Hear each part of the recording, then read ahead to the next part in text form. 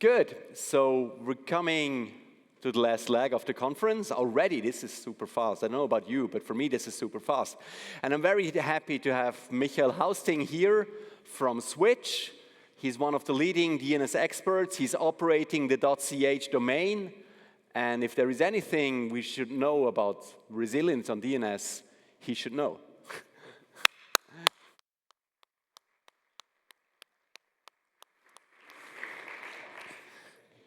Thank you, Christian, and thank you for inviting me. Thank you to give me the possibility to talk about an important issue, that is the resilience of the DNS and the DNS as a national critical infrastructure. My name is Michael Hausding. I work for Switch. Switch has many roles in the digital Switzerland. We are the education and research network, but we are also the registry for .ch and .li, and that's where I am placed as a competence lead for DNS and DNS abuse. But my talk today is not about DNS abuse. It's tied to the topic of the conference, which is resilience in a mad, mad world. And resilience is nothing new if you operate a critical infrastructure. And it's tied to another term that we heard several times today, that is sovereignty in cyberspace, or digital sovereignty. There's already a motion in the parliament that is 2 years old to define the digital sovereignty of Switzerland. I think currently it's still discussed, but you can see it is a topic, and so far there is no definition. This is a definition that I found with the help of AI that says that it's the ability of a state or nation to have control over its critical infrastructure. And it's quite important if you look at resilience, especially if you want to control unauthorized access to these resources which are important for the nation. The topic got some attendance some time ago, I think six months, when Microsoft stopped the email service for the International Criminal Court and the chief prosecutor. The court itself is an international organization. They're in the .int domain. The .int domain is a very special domain that is run by ICANN itself. It's only for international organizations, and the domain itself was not targeted, but you can see that even if you're an international organization, you're not immune to sanctions. In the press, you can read that they changed to Proton Mail. I checked it. So the Amex record points back to Microsoft, and also they use Cloudflare, I think, for DMARC reporting. So apparently the sanctions are no longer in place, but I think it was, in the press, it was called a wake-up call for digital sovereignty, because if you use a domain name or infrastructure from another jurisdiction, it can immediately be gone, and there's nothing you can do. So back to the DNS. I think most of you know what the DNS is, so to understand my talk, you need some basic understanding of the DNS, even if I'm try not to be very technical. I think most of you know that the DNS is a critical infrastructure, and you know what the internet would look like if the DNS is not available. Exactly, it would look like this. It will be completely dark. We had something like this last week when AWS had a failure, and they sent a very nice report, and all the little yellow marks is the term DNS. So you can see that DNS is quite important, even if you look at very mature operators, and it can be reason of a failure. I want to quickly repeat how the DNS ecosystem works. So this is a graph from ICANN. On the left side, you see the so-called registrant, that is the owner of a domain name. On the right side, you see the user who wants to access a domain. And in between these two, to make a connection, you need the so-called registrar. That's the place where you buy a domain name or where you register a domain name. In the middle, you have the registry, the so-called top-level domain registry. One of them is switch for .ch and .li. Next to the registry, you have name servers. I will explain them in the next slide. The authoritative name servers that give answer. And between the authoritative servers and the user, there is the so-called recursive resolver who does all the work and talks to all the different name servers to find the answer. Where can I find the right IP for the domain I want to go? So how does this look? On the authoritative level, basically you have usually 3 layers. There can be multiple, but usually you have at least 3. The highest one are the so-called root servers. There are worldwide 13 root servers, and you need to speak to one of them first to know, for example, who is responsible for .ch. In Switzerland, we currently have 4 of these root servers, and they're all Anycast, so we have 9 instances. The root servers they are in Zurich, and I think one of them is in CERN. So resilience-wise, I think it's good. So we have inside the country, there are 9 root servers, even if none of the operating organizations is a Swiss organization. One of them is NASA, there's the University of Maryland, there's VeriSign from the US, and there's one European organization that's RIPE NCC, where all the Swiss ISPs are members, that also runs, I think, 2 of the root servers in Switzerland. Next, or after a client or a recursive resolver asked the root server who is responsible for Switzerland, they ask the name server from Switzerland or who is responsible for Switzerland, that's a name server from Switch, who is responsible for Swiss Cybers, no, for admin.ch. And then the server from Switch will tell you for admin.ch, here's the name server for that is authoritative for admin.ch. I will show an example later. And the latest step is then that the recursive resolver asks the so-called authoritative name server who is responsible for, let's say, swisscyberstorm.com. As you see, when we look at sovereignty, there might be that there are cross-border transactions. So for example, Swiss Cyberstorm is a .com address, so the registry and also the operator of the authoritative TLD servers is VeriSign. That's a US-based company. The registrar itself is called Swissonic. It was Swiss, but now it belongs to a Belgium consortium, so it's most likely under Belgian law. And if we look at another example, which is a bit more sovereign, that's the Swiss Confederation. You can see that the Swiss Confederation thought about sovereignty already, so they have a registrar in Switzerland, which is Cyan, which is a registrar from Basel. .ch definitely is Switch. That also means the name servers for the TLD are run in Switzerland. The name server that are authoritative are run by the Bundesamt für Informationstechnologie. And if you are in a Swiss network, let's say in a residential network at home, usually use the resolver of your ISP, and the whole chain of DNS resolution is under Swiss sovereignty. There's one thing you don't see here, and that is as the TLD name server, you answer with who is responsible for a certain domain, usually answer with other names. And these names can be in the same domain, but they can also be outside the domain. For admin CH, they are in the domain, and they are also in the CH top-level domain.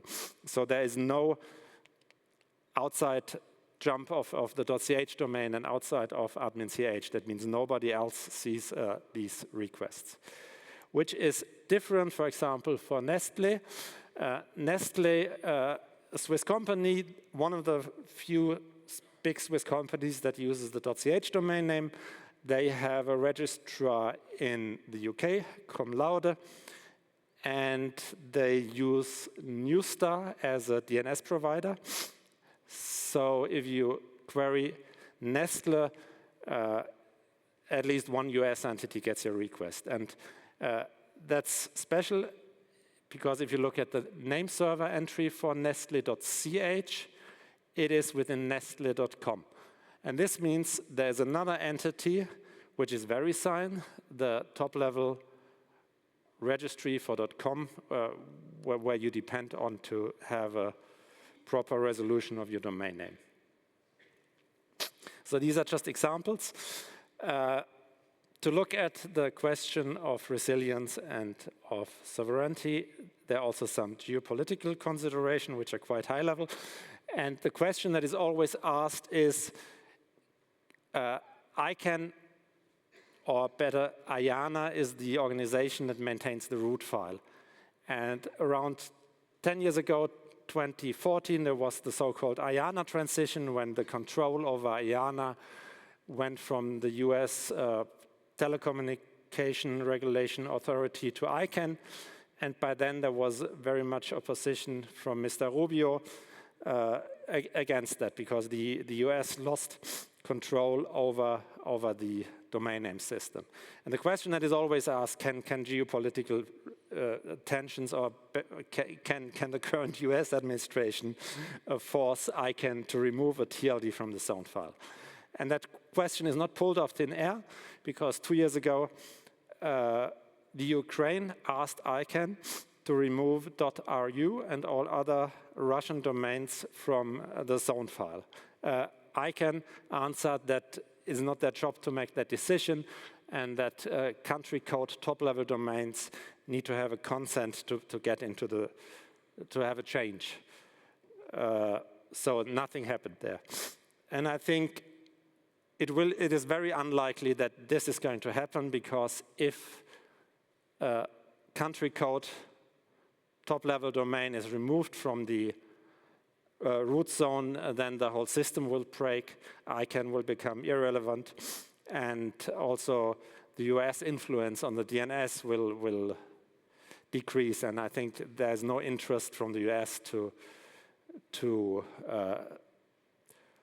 segment the internet. That's more the interest of some other countries who want a national internet. So I think the likelihood that this will happen, that a CCTLD is removed from the root zone file, from the root zone, is very unlikely. But there's something you need to be worried, that is sanctions. That's also already 10 years ago. So that's one big reseller changed from I think the UK to the US. And with that, he was suddenly had to follow US sanctions. And that also meant that domain name registrants from Iran, from Cuba, from North Korea could not be served anymore. It means they could not get new domain names, but it also meant they could not transfer the domain names they had with their registrar to another registrar. So basically, even if they had a .ch domain name, which was not possible because this registrar didn't have a domain, but let's say they had a .co.uk domain name, it was transferred to a US entity, and because the US entity could not do business with people in Cuba, your domain name was lost. So I think there is something you need to be aware of, that sanctions can influence your domain, especially if you have a registry or a registrar outside Switzerland.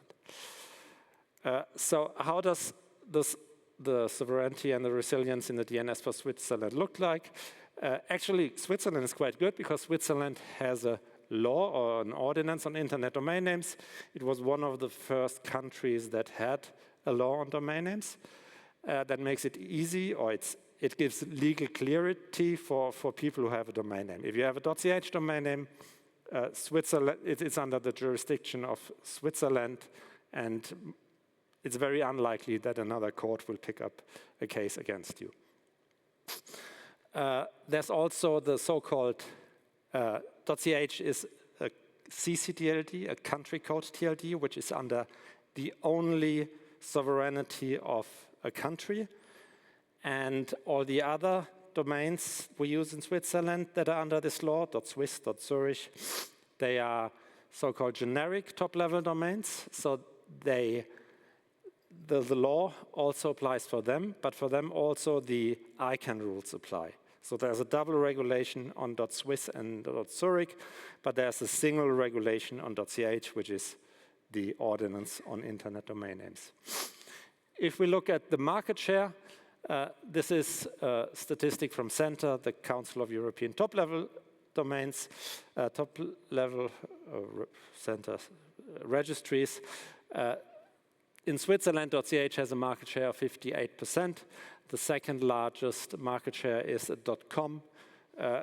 .swiss is also in there, and some others like especially the neighbors.de, .org, .fr, .at, Liechtenstein, UK, Italy, and then all the others have 5.2%. When we look at the resilience, it's interesting to see,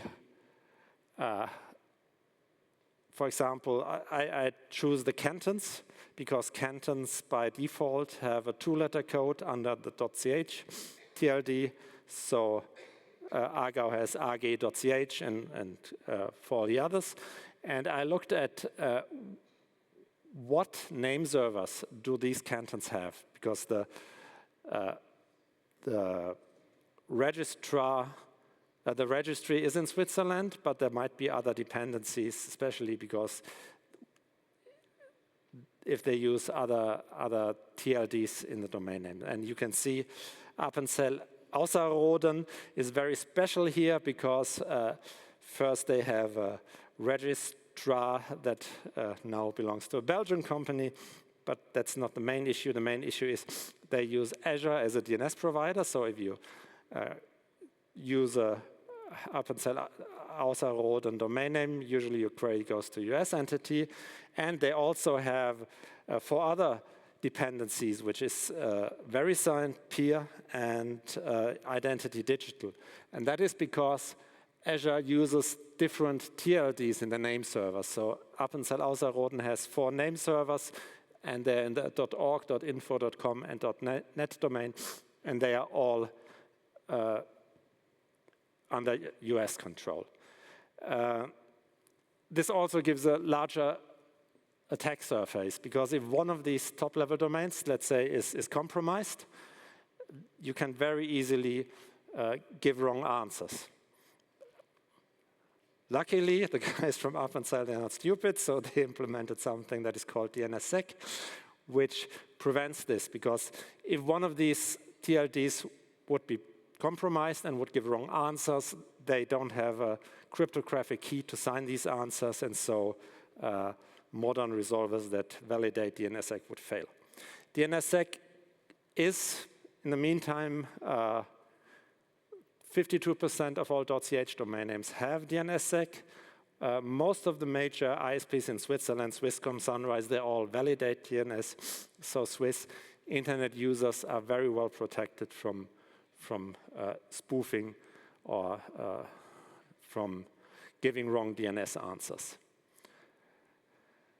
There are other dependencies that I would call industrial dependencies. So if you're a big organization, usually you don't run your own DNS authoritative server. You go to what is called authoritative DNS service provider. And this is a statistic from AP-NIC. They looked at a global market share of authoritative name server providers. And as you can see, Amazon is by far the biggest. And totally, we have 76% of all authoritative DNS traffic that goes to US providers. So looking at the big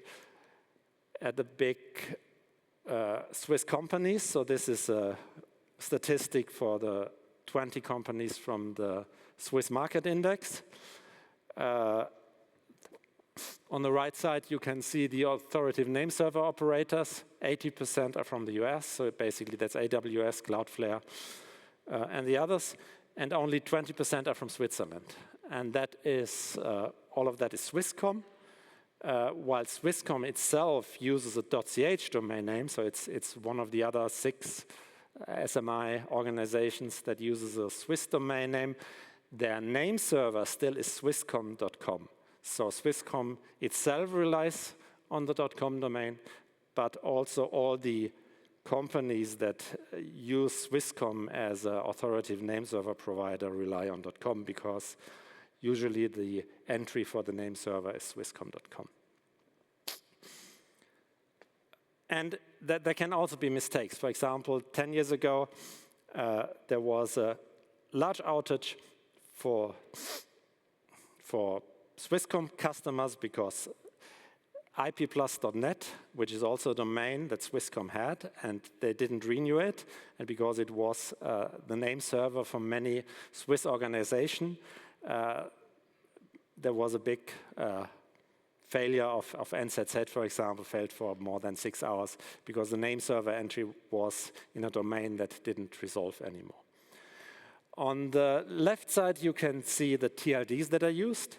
So there are 6 organizations out of the SMI that use .ch, which is Nestle, it's Geberit, Roche, Swiss Life, and Swisscom, and Zurich. They all use .ch as their main domain for the website, and all the others use .com. So usually they have the .ch domain name, but they simply redirect to .com. ABB is very special because they have their own TLD. Many of the big organizations have their own TLD, but ABB actually uses it. And that's actually, I think it's a good sign because it is bad for .ch, but it's good for ABB because they don't rely on any other TLD to resolve to be available on the internet. You don't need to rely on an authoritative DNS provider. There's software. Luckily, the software is open source, so we have Bind, which is the mostly used resolver and authoritative software. We have PowerDNS, and we have NLNetLab sponsored NSD and Unbound, which is the authoritative and the resolver software. All of them are open source, but still it's open source and the same issues with open source, so they need to rely on funding, and it is an issue. But it's good to know that DNS software is available, so if you want to run your own authoritative name server, or if you want to run what is more likely your own resolver, it's available for free. So far, I mainly spoke about the authoritative part of the DNS. Authoritative DNS is regulated usually, as in Switzerland, with the Ordinance on Internet Domain Names, and globally by ICANN, the organization that regulates or that gives rules for generic top-level domains. But you also have the resolver part. So if I come back to my graphic I had before, this is just the right part where you can see the resolver part. So you have a user, he usually uses a single resolver that then does the recursive querying to the authoritative servers, the root servers, the TLD server, and the authoritative server for the domain. And the main issue here is privacy and security. Privacy because even if the traffic is encrypted, the recursive resolver needs to see what you're querying because he needs to get the right answer. And security is because the DNS resolver can give fake answers. How's the situation in Switzerland? This is a graph also from APNIC who is measuring this. You can see the red line. Red lines are DNS resolvers that are in the same autonomous system. So usually these are the DNS resolvers from your ISP. Switzerland is quite good, 80%, but you can see the blue line, which is public resolvers like Google, like Cloudflare, like Quad9. Their usage is rising. And why is this important? Because the DNS is, even in Switzerland, it's quite politic. So nation states found out that they can use DNS resolvers, which are a very good control point for economic and for financial and fiscal control. Switzerland implemented the so-called Geldspielgesetz, the money gambling law, a few years back. And since then, if you are in Switzerland and you want to go to the biggest gambling provider worldwide, but I think it's 365bets.com, you get splash page from the Komlot and the eidgenössische Spielbankkommission that tells you, please use a Swiss lottery if you want to lose your money. So the DNS is already used also by Switzerland in a way that it was not intended to. But it can also be used for things that are in line with the interest of the user, and that's also something that is quite common now in Switzerland. This is an example from Switch. So Switch provides a DNS firewall to its customers. And what these firewalls do is they have a list of bad domain names that are used for phishing and for malware. And if a user wants to access one of these websites, they lie. They don't give the right answers that leads you to the phishing page. They simply say, I don't know it, or they give you the address of a splash page similar to the to the gambling law splash page that says we redirected you. All big ISPs in Switzerland, in the meanwhile, doing this, Swisscom, Sunrise. So if you are one of their customers, you're protected by these DNS firewalls. And usually, if phishing URLs or malware is known, you will see a splash page and are protected. There's also free DNS firewall from a Switch foundation called Quad9. Switch is one of the founders of that foundation, and it's free services you can use instead of Google's Quad8 or Cloudflare, and it protects you from going to malicious sites, and also it protects your privacy. That was my talk, and I think we have some time for questions. Thank you very much, Michael. We absolutely have time for questions. Who wants to go first? There was one at the very end.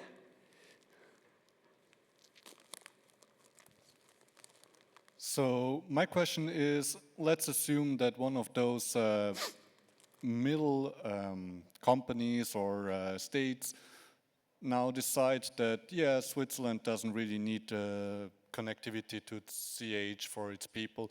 How long would it take for Switzerland to realistically get up to that point where stuff would work again, I guess? I think it depends. So let's say if .ch would be taken out of the root zone, that would be a major incident because it would be completely gone, but I think that would be something that could be very easily fixed because we simply need to give all the servers a new zone file where the DNS, where the name servers for Switzerland are in. You can even make a manual entry in if you're a big ISP and say, I have an entry for all the .ch name servers. It's more complicated if they, for example, say, we don't allow, Switzerland is under sanctions, and we don't allow US companies to make business with Switzerland anymore, because then you have all the hidden dependencies where somewhere in the resolution there's a .com domain name that needs to work. And you also have services that rely on others. So it's very interconnected, and I think that is something that is more critical because it's not clear where to fix things. It's not clear why things broke because a .com domain name, for example, for Swisscom.com, if it wouldn't work anymore, that would cause major issues because Swisscom, for example, all their emails are in Swisscom.com. That's nothing they can fix with a single fix because all the address book entries of people needs to be fixed. So that might take more time. Get it. Next question.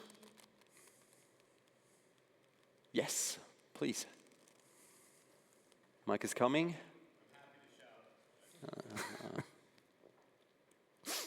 Thank you for the presentation. Are there any tools that will show the chain of, I guess, jurisdiction that you showed on your own slides? I understand it could be assembled manually, but it'd be nice if there's some place you can just drop a domain and see the things. There's something that is called DNS Vis. I think It's by VeriSign, so that's the organization that runs .com, and it gives you a dependency graphs on DNS resolution. It doesn't show the jurisdictions, but you can imagine if it's .ch, it's the Swiss jurisdiction. If it's .com, most of the TLDs are US jurisdiction. If it's another CC TLD like .de, .fr, it's the French or German jurisdiction. What it doesn't show is the registrar. That's something you only see when you do a whois or RDAP query on the given domain name, who is the registrar. And it's quite important because every jurisdiction, let's say if you have a registrar and a registry in another jurisdiction, it can be a connecting point for someone who wants to sue you. If you have a .ch domain name and a Swiss registrar, most likely if somebody wants to get your domain name or sue you for other reasons, they will have to sue you in Switzerland.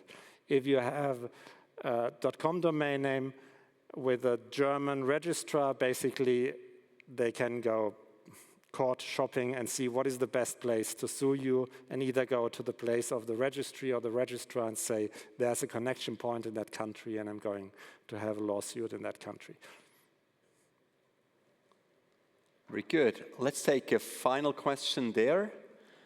And with slowly more people coming in for the closing keynote. So thank you very much for your insights. There was a boost when we started with DNSSEC. So you showed the graph where like 50% or 52% of sys domains now use DNSSEC. And it seems that it has stalled. So what is your thought about why it has not more adapted on DNSSEC? That's a very good question, and a question that we talk a lot about because our goal was to have 60%. That's something we talked with the Ofcom. The reason mainly is Switzerland still has a very fragmented market, so there are a lot of registrars and a lot of hosters, and usually the hoster runs the DNS. And it's more difficult to sign a domain name if the DNS operator and the registrar are not the same entity. On the other side, I would argue if you look at the global DNSSEC rate, which is around 5 or 6%, Switzerland is quite good. And I think we did some efforts, and you can see in the beginning the graph was going up. These were all the low-hanging fruits, so registrar and DNS operator were the same, and so they could easily sign the domain name. And now it's much slower, but with the consolidation of the market, it will come. And there are also very few domain names where intentionally there is no DNSSEC. And also there are some very big domain names. Unfortunately, admin.ch was signed for, I think, the last 5 years. And in April, they, for some reason, removed the DNS signature after an issue, and they haven't signed it back yet. Okay. Thank you very much, Michael. That was splendid. Wonderful. They must have